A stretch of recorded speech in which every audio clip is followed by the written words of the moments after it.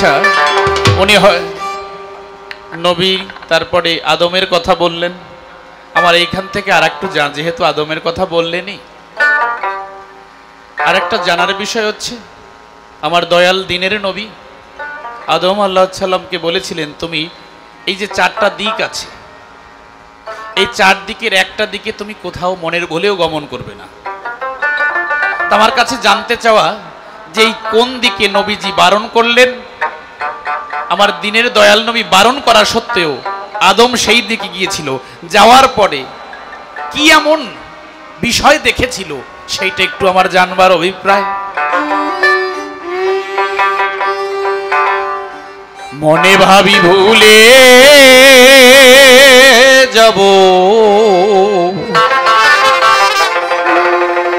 ভোলা নাহি যায়,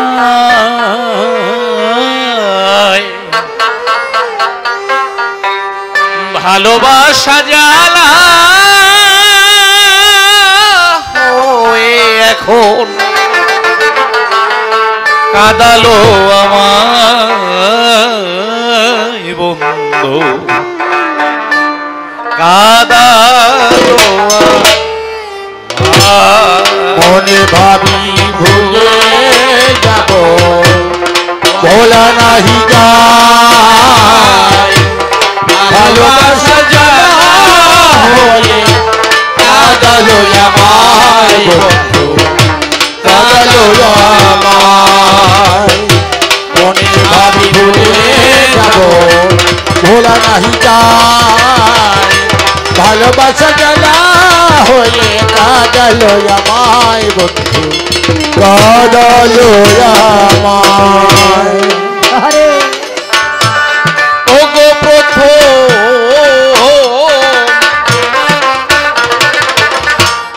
দেখেছি তবে বাজিল বুকের বীণা নূতন সুরে,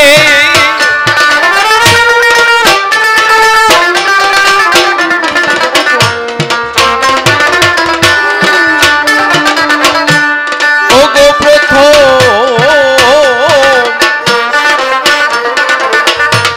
দেখেছি তারে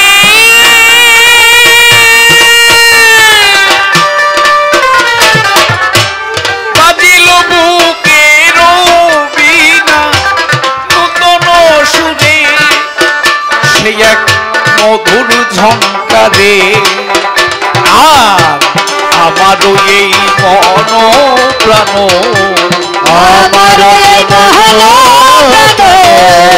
আমারও এই মন প্রাণ দানিলাম তার পায়। ভালোবাসা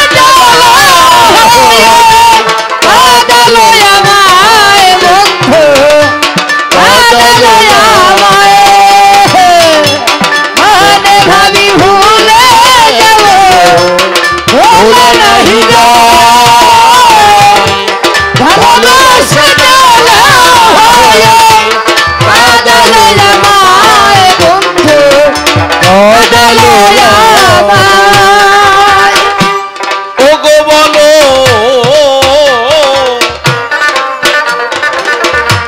কেন এমন হয়, তোমার সাথে আমার বুঝি ছিল পরিচয়,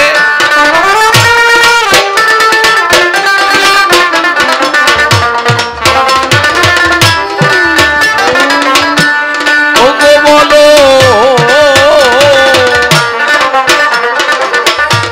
কেন এমন হয়, তোমার সাথে আমার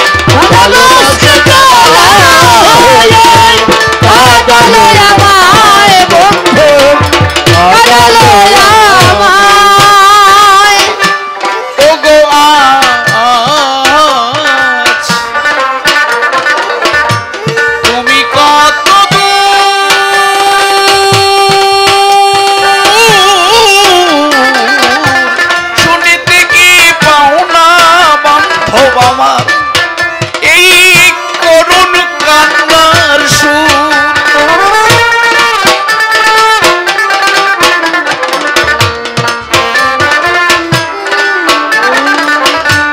ওগো বলো তুমি কত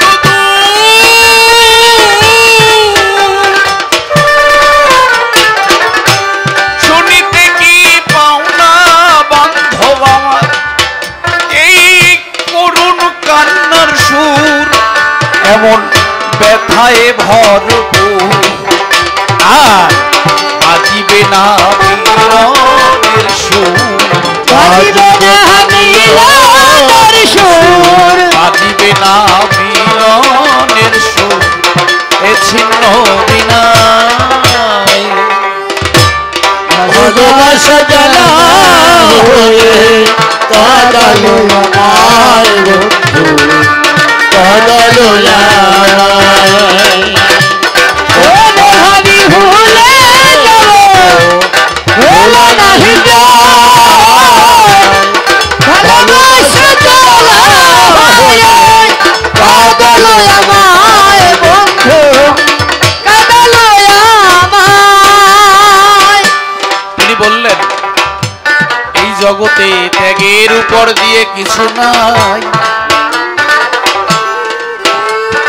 তার মানে ওনের কথা হচ্ছে যে সংসারে থাকতে হবে না, পুত্র পরিজন পিতামাতা সবাইকে ত্যাগ করে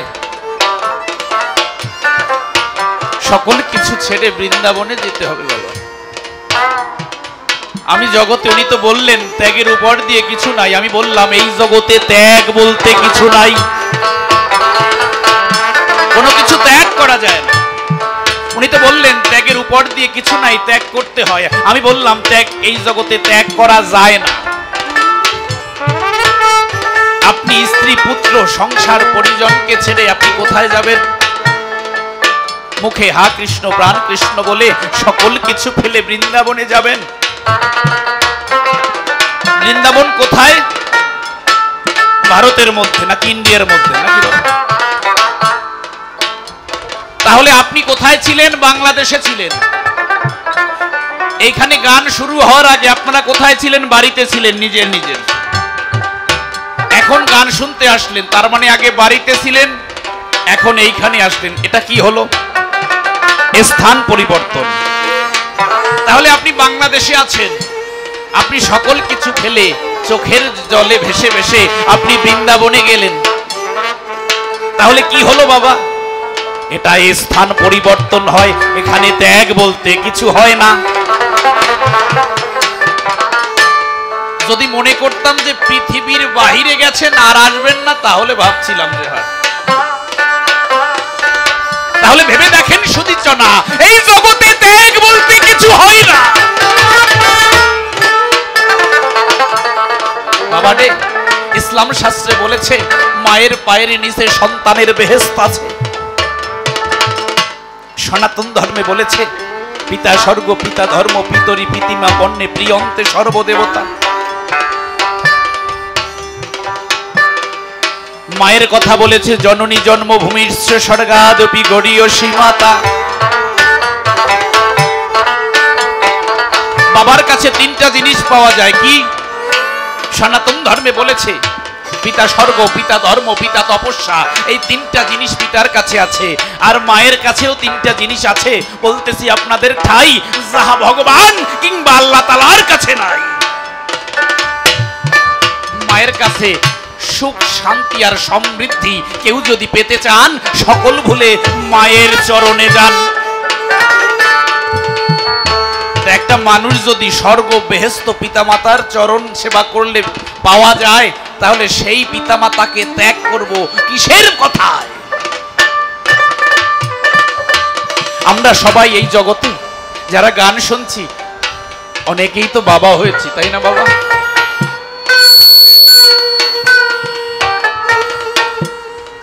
যখন সর্বপ্রথম বাবা হয়েছি এই কথাটা কর্ণে শ্রবণ করেছি, যেন আনন্দের মধ্যেই চোখ দিয়ে কখন যেন টপ টপ করে আনন্দের অশ্রু বেরিয়েছে। আমি বাবা হয়েছি। মন বারণ মানছে না, মন তর সইছে না, কখন কখন আমার সন্তানটাকে একটু দেখব। বাবা তার হাতের সকল কর্ম ফেলে আনন্দের চোখের জল নিয়ে পুত্রের কাছে গিয়েছে। পুত্রকে দেখা মাত্র অত্র কোলে তুলে নিয়েছে। বাবা পুত্রের দিকে তাকাচ্ছে আর চোখের জল ঝরছে, আর মনে মনে বলছে, পুত্রকে দেখে আমি এত সুন্দর, আমি দেখতে এত সুন্দর। পুত্রর দিকে তাকাচ্ছে আর নিজে বলছে, আমি এত সুন্দর। শাস্ত্রে বলেছে, আপনার আত্মশক্তির বহির্বিকাশ আপনার পুত্র, আপনার আর একটা আমি আপনার পুত্র। একটা আয়নার সামনে গেলে পর নিজের প্রতিচ্ছবি দেখা যায়, তদুপ নিজের পুত্রের মাধ্যমে পিতা তার নিজেকে খুঁজে পায়। ছোট্ট অবুঝ শিশুটা ভালো করে তাকাতেও পারে না, ভালো করে শুনতেও পায় না। বাবার মন মানছে না। ও কবে বাবা ডাকবে তার আগে বাবা চোখের জলে ভেসে ভেসে সন্তানকে বুকে আঁকড়ে জড়িয়ে ধরেছে, আর বাবা বাবা বলে ডাকছে।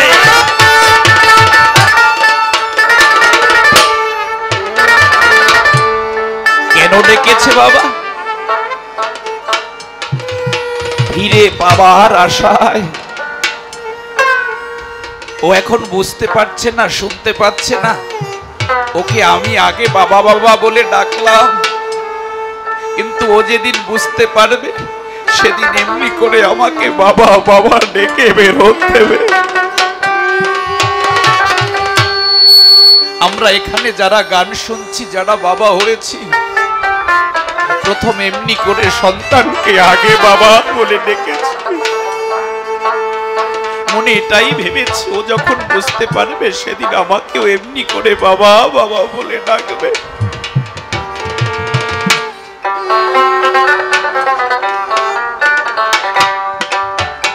সন্তান যখন হাঁটা শিখতে গিয়ে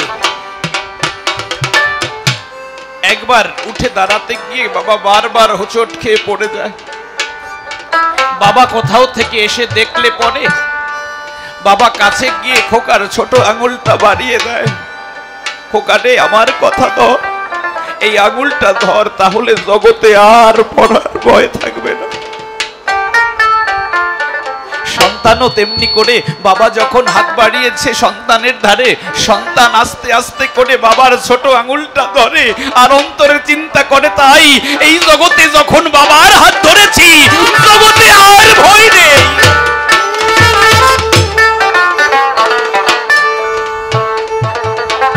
আমরা যারা এখানে বসে মায়েরা বাবারা গান শুনছি, সবাই একদিন সর্বপ্রথম বাবার ওই ছোট আঙুলটাই ধরেছিলাম। একটা সন্তানের জীবনযাত্রার প্রথম পথ চলা শুরু হয় ওই বাবার একটা ছোট আঙুলের ভরসা। আমরা সবাই প্রথম বাবার ওই ছোট্ট আঙুলটাই ধরেছিলাম। বাবা হাতটা বাড়িয়ে দিয়েছে কেন? সন্তান পড়ে যাবে এই জন্য না বাবা, এই জন্য নয়। হাতটা বাড়িয়ে দিয়েছে এটা ভেবে, খোকারে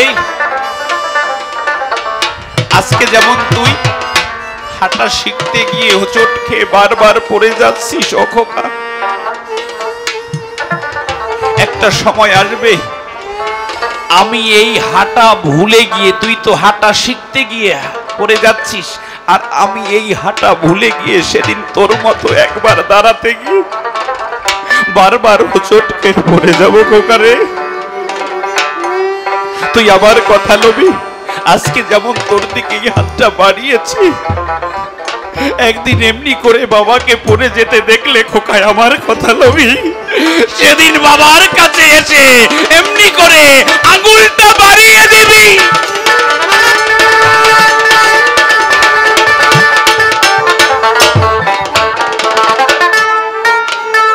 বাবা যদি মৃত্যু শয্যায়ও থাকে, বাবা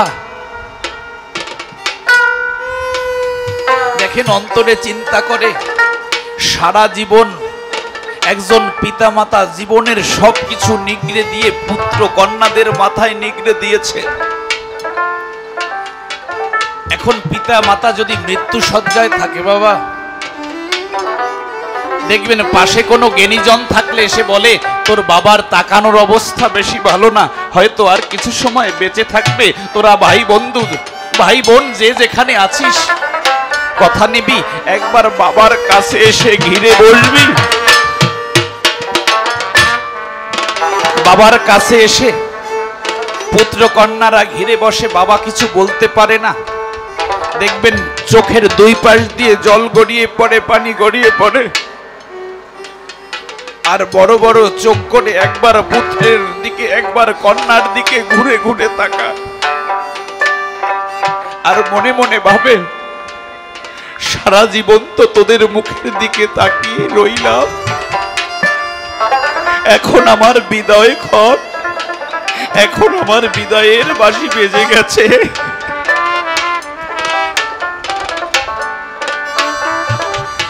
সারা জীবন তোদের মঙ্গল কামনায় জীবনকে উৎসর্গ করে দিয়েছি,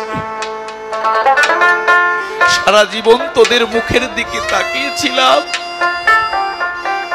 আজকে বিদায় ক্ষণীয় শেষ যাত্রার কালেও একবার তোদের মুখখানা দেখে যেন বিদায় নিতে পারি। আমার মনে হয় না মৃত্যু শয্যায় কোনো বাবা থাকলে সামনে গিয়ে যদি ভগবান আল্লাহ তাআলা বলে যে আমি তোর সামনে, হে বান্দা আমি স্বয়ং আল্লাহ তাআলা তোর সামনে দাঁড়িয়েছি, তুই আমাকে চাস নাকি পুত্র কন্যাকে চাস? আমার ভগবান জগদীশ্বর এসে বলে যদি তুই আমাকে চাস নাকি তোর পুত্র কন্যাকে চাস, একজন পিতা কখনো বলবে না যে আল্লাহ আমি তোমাকে চাই,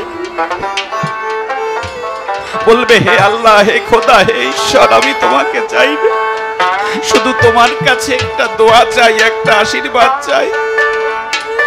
যতদিন জীবদ্দশায় জীবিত ছিলাম ততদিন পুত্রের মঙ্গল কামনায় ব্যস্ত ছিলাম, এখন তো আর থাকতে পারবো না এই জগতে, জন্ম যখন নিয়েছি মৃত্যু আসবেই, তোমার কাছে একটা আশীর্বাদ চাই, তুমি একটু দোয়া করো, আশীর্বাদ করো, আমি মরার পরেও যেন আমার পুত্র কন্যা জগতের বুকে সৎ পথে থেকে তাদের জীবন অতিবাহিত করতে পারে।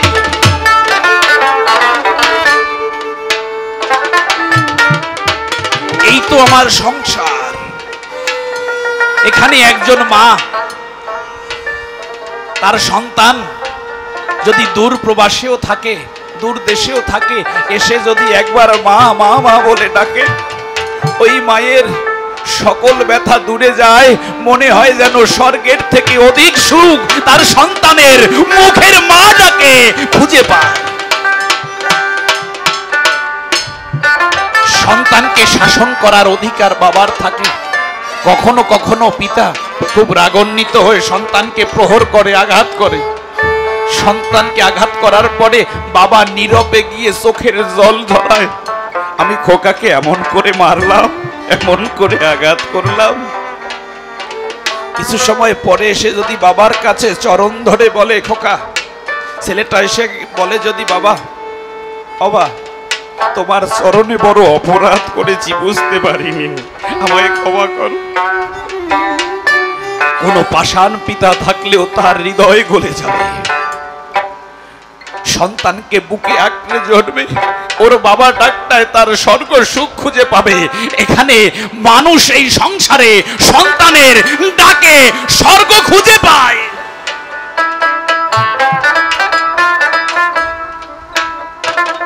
তুমি সেই সংসারকে ছেড়ে যেতে বলছো? এ তোমার কেমন বিচার? এখানে মানুষ সেই সংসারকে ফেলতে চায় না। এখানে একজন মা তার পুত্রের মা ডাকে স্বর্গ খুঁজে পায়, একজন পিতা তার বাবা ডাকে তার স্বর্গ খুঁজে পায়। এই তো আমার সংসার, এই তো আমার আনন্দের বাগান। এই জন্য শাস্ত্রে বলেছে, সংসারে বসিয়া যার হয় ভাবোদয়, সেই তো পরম সাধু জানিও নিশ্চয়। এমনি ভাবে অনেক সময় কেটে গেল তাই সংসারের মধ্যে থাকিয়া ভগবান পাওয়া যায় বলি সভায় তাই অনেক সময় কেটে গেল আমার রাত্রি অনেক হলো এখন আমার বিদায় নিয়ে জানি এবার যাওয়া ভালো তাহলে তোমার কাছে আমার জানার অভিপ্রায় কি তোমার ভাইয়ের মুখে নাম থাকতেও নাম নামীকে রক্ষা করে নাই তাহলে তো দেখি জগৎ সংসারের নামের বালাই নাই এই জগতে বললে তুমি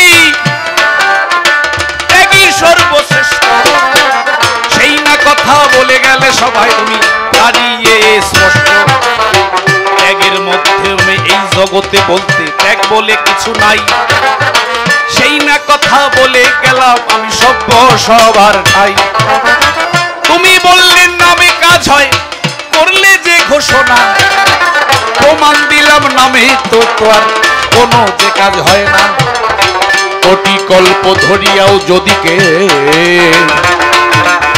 নাম সংকীর্তন তথাপি পায় না সেই সে ব্রজেন্দ্র নন্দন এক মায়াসী ভালোবাসি আমায় 10টি টাকা দেয় কৃপা করে আসিয়া যেন আমার ওই যে দয়াময় যে যে বাসনা নিয়ে আমায় অর্থ করলো দান শান্তি সুখী রাখে যেন আমার আল্লাহ মেহেরবান এইভাবে অনেক সময় আমার কেটে গেল তাই তাহার কাছে মাঝে মাঝে কিন্তু প্রশ্ন দিয়ে যাই নাম থাকতে তোমার ভাইয়ের নিতাইয়ের কপাল কাটলো কোন দুঃখে সেই না কথা বলবে এসে এসে সবাই ও না সুখে এরপরে তোমার কাছে আমার প্রশ্ন রইল তাই মাকে কেন কাঁদাইছিলে বলো সবাই জানতে চাই এহেন ওই সুন্দর সংসার ত্যাগ করলে কিসের দায় কেন তুমি মা বিষ্ণুপ্রিয়াকে মহাপ্রভু কাঁদায়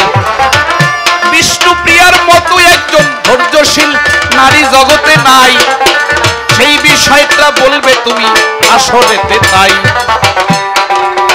এইভাবেতেই অনেক সময় আমার কেটে গেছে তাই এই জগতে ত্যাগ বলতে জগতে আর তো কিছু নাই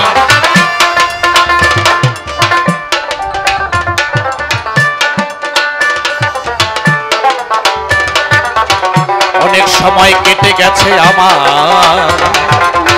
এই না সবাই তাই যে কয়টাই প্রশ্ন করলাম তাহার জবাব চাই একই একই অনেক সময় কেটে গেছে তাই আমার মতো এইখানে একটা গান গেয়ে এবার যেতে চাই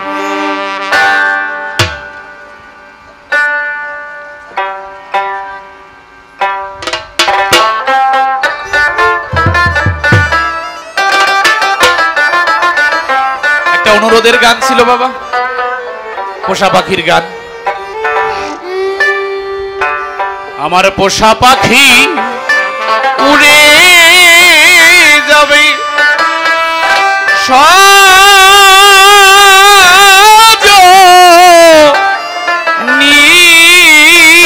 ওরে একদিন ভাবি নাই মনে পোষা পাখি উড়ে যাবে ভাবি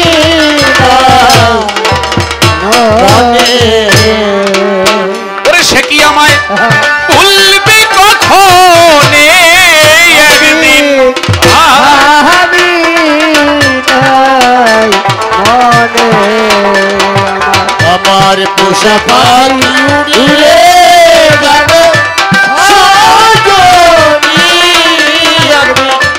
ভাবি নাই মনে খেলতো পাখি সোনালি খা কত কি বলি তো আমায় বসে রূপালি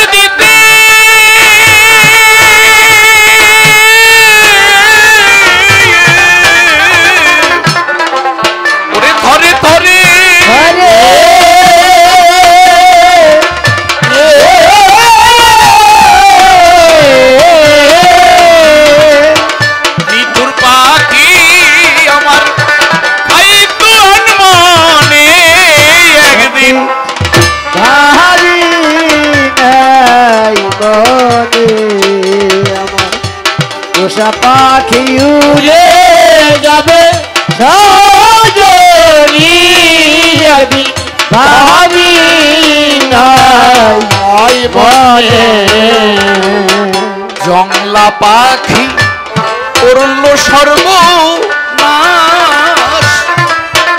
এখন শুধু হাই হুতাশ, কোথায় করব তালাশ।